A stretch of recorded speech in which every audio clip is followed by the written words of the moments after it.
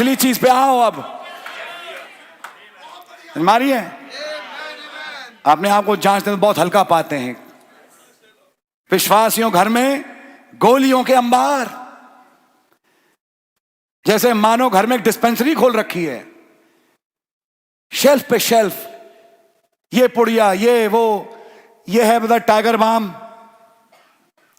चीन से मिलता है, और ये है एक और, ये है सिर दर्द के लिए, ये आंखों में जब आए नाक बंद हो जाती है उसके लिए रख रखा है। मेरी नाक बहुत बंद होती है तो मैंने रख रखा है। सुन रहे हैं आप?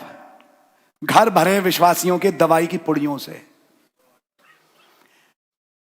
इसकी एक ब्रांच है जिसको कहते हैं फार्माकोलॉजी, जहां से अंग्रेजी का शब्द निकला फार्माकॉन, और फार्माकॉन का मतलब है दुष्ट आत्माएं। घर को किससे भर रखा है? पवित्र आत्मा कब लाओगे? लेटे हैं, खुल खुल कर रहे हैं, पास में ये रही शीशी, डॉक्टर ने कहा 2 बार पियो, 2 बार टेप खाओ,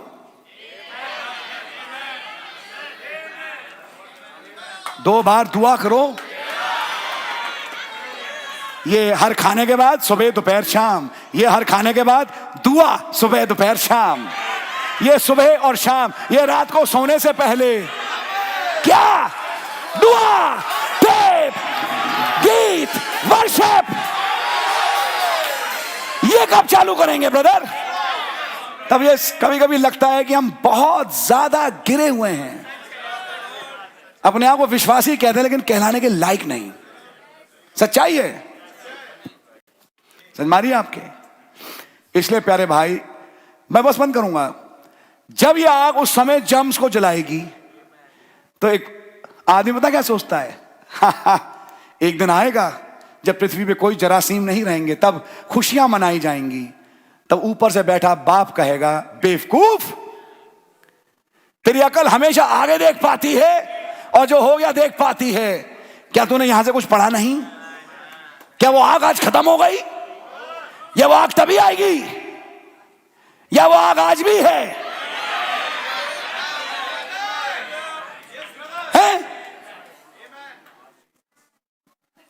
सच्चाई ये है, धीरे धीरे ठुक पिट के हम और आप लाए जा रहे हैं इस जगह पे कि हम ये चाहें ना चाहें, जैसे भी हैं, ठुक पिट के लाए जा रहे हैं इस जगह पे कि यदि यहोवा ही चंगा ना करे तो चंगाई है नहीं, यदि पवित्र आत्मा ही ना चंगा करे तो है नहीं, यदि खुदा ही ना दे तो मिलता नहीं। आ रही है समझ में आपके प्यारे भाई बात? कितना कर लो कुछ नहीं होता।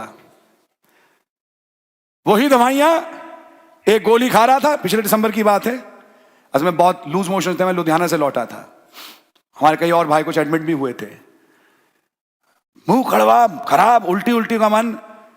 अब मैं गया मैंने कहा यार बहुत बुरा हाल है और मीटिंग्स आ रही हैं। हमारे साथ प्रॉब्लम यह है कि हम अफोर्ड भी नहीं कर सकते ज्यादा बीमार होना, खैर हम में से कोई भी नहीं कर सकता, खुदा का धन्यवाद हो। तो मैं गया, मैंने मिला, उसने कहा ये हैं 3 खानी है।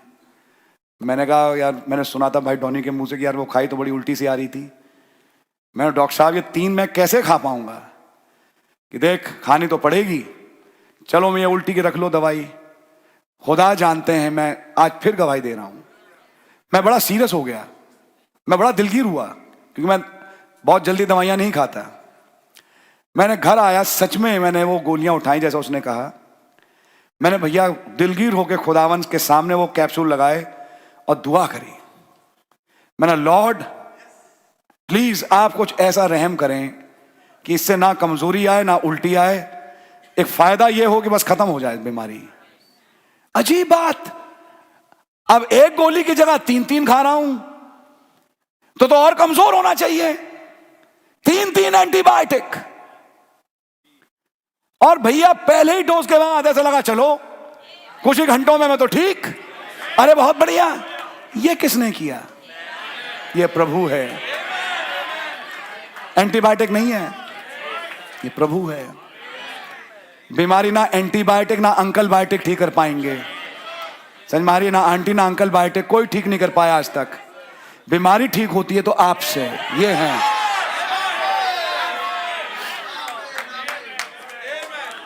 ये ड्रिप लगाओ। समझ मारिए, मैं बस बंद कर रहा हूं। कल क्या हुआ, मैं देखो कैसे शैतान देखता है, जानता हूं कि शैतान कैसे पीछा करता है। मेरे पास टाइम नहीं था, मुझे एक अपनी दुआ करनी थी और मैं ट्रेन में था, भाई चल जानते हैं, लौट रहा था। तो मैंने कहा मैं अब खाना खाऊंगा उसके बाद दुआ करूंगा। तभी पीए सिस्टम पे शताब्दी में आवाज आई, यहां इस कैबिन में एक पेशेंट की तबीयत बहुत खराब है, अगर कोई डॉक्टर है प्लीज आए। थोड़ी देर मैं चुप रहा, फिर मैंने कहा नहीं ठीक बात नहीं है, कोई अगर परेशान है तो I should go and help, और मैं चुप नहीं रहना चाहिए। तो मैं उठा, मैंने अपना खाना छोड़ा, मैं गया। अब वो एक औरत थी जिनको पता नहीं क्या खाया पिया उन्होंने, बड़ी बुरी फूड पॉइजनिंग थी और पसीने पसीने गिर रही थी। बैठाया, मैंने कहा आपके पास कोई लेटने की जगह है? तो भाई बिल्कुल इंजन के पास एक डब्बा था, वहां पे एक बर्थ थी। मैंने कहा चलिए इनको लेके चलो। मैं वहां गया, जो टीटी था, 2-3 टीटी और तमाम लोग मेरे साथ गए। फिर 2-3 डॉक्टर्स और आ गए। अब उनका पल्स देखा, पल्स ना मिले। कहा भाई शॉक में चली गई हैं ये। तो कहा भाई इमीडिएटली इनको जरूरत है ड्रिप की, इसके लिए। अब वो कहती नहीं नहीं मेरे हस्बैंड वेट कर रहे हैं दिल्ली में, और ये बात है अब अंबाला की, अंबाला से ट्रेन छूटी थी कि भाई मैं दिल्ली में इलाज लूंगी। उन्होंने कहा मैडम दिल्ली वेट ना करें, ये बेवकूफ़ी ना करें, आप शॉक में हैं, आपका बीपी कम है, तुरंत आपको ड्रिप मिल जाएगी तब आप ठीक हो जाएंगी। आप सुनिए क्या हुआ। मैं गया, मैं इलेक्ट्रॉल लाया, थोड़ा पानी भरा, मैंने कहा चलो खैर तब तक इस पे सिप मार के देखें अगर हो सके। मुझे मालूम था पता नहीं होगा नहीं होगा। एनी हाउ उस समय बात बनी नहीं।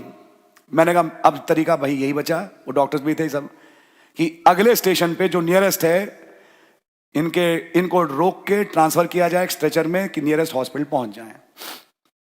अब वो मानने को तैयार नहीं। खैर नहीं हाउ, फिर उनके हस्बैंड से मैंने फोन पे बात करी, और ने करी, फिर मैंने करी। मैंने कहा भाई कि मैं गाड़ी लेके कुरुक्षेत्र पहुंचूं। मैंने कहा आप रुकिए, आपको हम बताएंगे, नियरेस्ट स्टेशन पे हम ट्रेन रुकवा रहे हैं आपके लिए कि ये उतार दी जाए और इनका इलाज हो सके। थोड़ी देर के बाद मुझे लगा कि मेरा वहां में कोई रोल नहीं है। मुझे समझ में आ गया कि अब क्या होने जा रहा है। उन्होंने कहा भाई हमारे रेलवे के डॉक्टर सब आएंगे। मैंने कहा यही है, इनको ड्रिप लगनी है, इनको स्ट्रेचर पे बिठाया जाएगा, ले जाया जाएगा। उन्होंने कहा जी नेक्स्ट स्टेशन जो सबसे करीब है वो पानीपत है। हमने ठीक है जी ट्रेन रोकिएगा और वहां इनका ये काम कर दें। फिर मैंने कहा टीटी साहब मेरी दुआ का वक्त हो गया, मैंने ऐसे ही बोला, अब मेरी दुआ का वक्त है। मुझे शैतान दिख रहा था एक, जो चाह रहा था कि मैं उन्हीं में बिधा रहा हूं। मैंने अभी मेरी दुआ का वक्त है कि डॉक्टर साहब ये कुर्सी है, आप बैठो, आप बैठते हैं, आप लोग बैठेंगे तो हमें थोड़ी सी तसल्ली मिलेगी। मैंने कहा तसल्ली तो आपको मिलेगी वैसे भी, चिंता ना करें। अब 2 क्रिटिकल केयर के भी डॉक्टर्स थे वहां पे, तो एक पैर उठा के बैठा हुआ था बेचारा ताकि वो सर्कुलेशन जाए सिर की तरफ। बहुत बुरी हालत थी, बहुत बुरी। हमने कहा चिंता ना करें, मैंने उस लेडी से भी कहा आप ठीक हो जाएंगी। पता नहीं मन में क्या आया, आप आराम से बैठिए। मुझे शैतान दिख गया जो मेरी दुआ रोकना चाह रहा था। याद रखना मैं आपको ये एक्सपीरियंस क्यों सुना रहा हूं, एन दुआ के वक्त कुछ होगा कि आप उन चीजों में बित जाओ। मारिए आपके लौटा, जो बचा चावल था खत्म किया। वो बेचारा वो जो अटेंडेंट घूमता है कि आप, हमने कहा कोई नहीं सर मेरा हो गया, अब आप ले जाओ सबको। मैं निश्चल भाई से, तुम इधर बैठो, अब मैं अपनी दुआ करूंगा। बज रहे थे करीब 9:30। मैंने कहा प्रभु, सबसे पहले कहा अब ये केस आप संभालें मेरी खातिर, इस औरत को कुछ ना हो, आराम से इसको उतार के ये लोग ले जाएं अस्पताल में और इसका जो भी इलाज है वो हो जाए। मैंने भैया बैठ के अपनी दुआ चालू करी और खोला फ्यूचर होम। अब जी एक तरफ देखिए, मैंने बोला जो मैंने प्रचार किया कल मैंने प्रैक्टिस करी। जब जी मन ना माने तो एक मन वहां पे था कि यार क्या हो रहा होगा उसका, पता नहीं क्या है।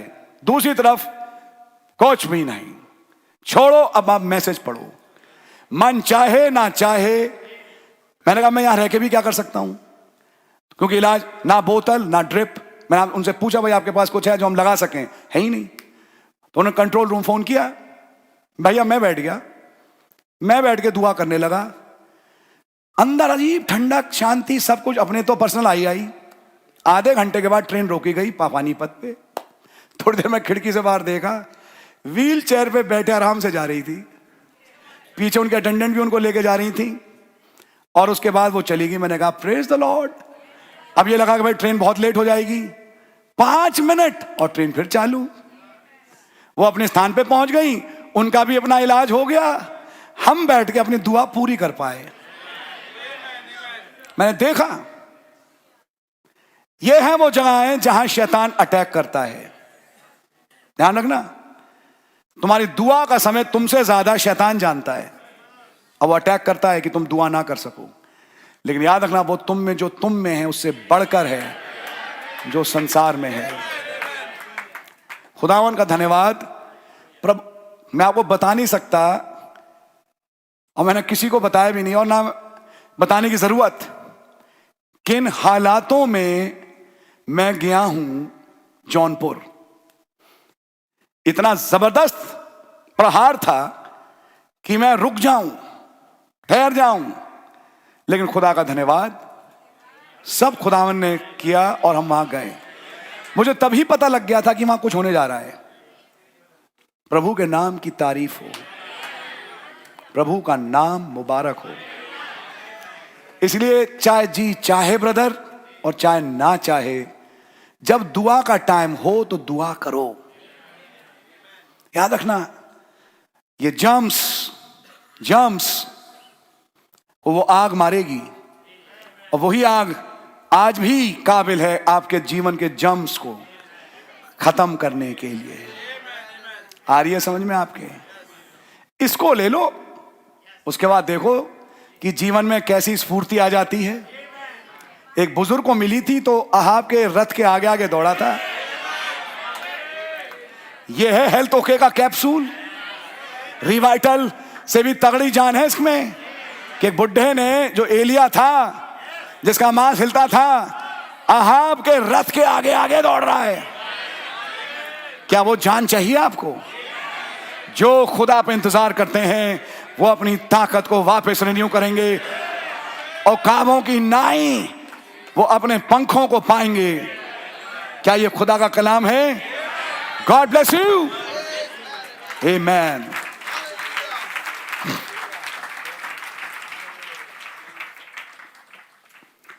प्रभु के नाम की तारीफ हो। God bless you brother Joshua, amen.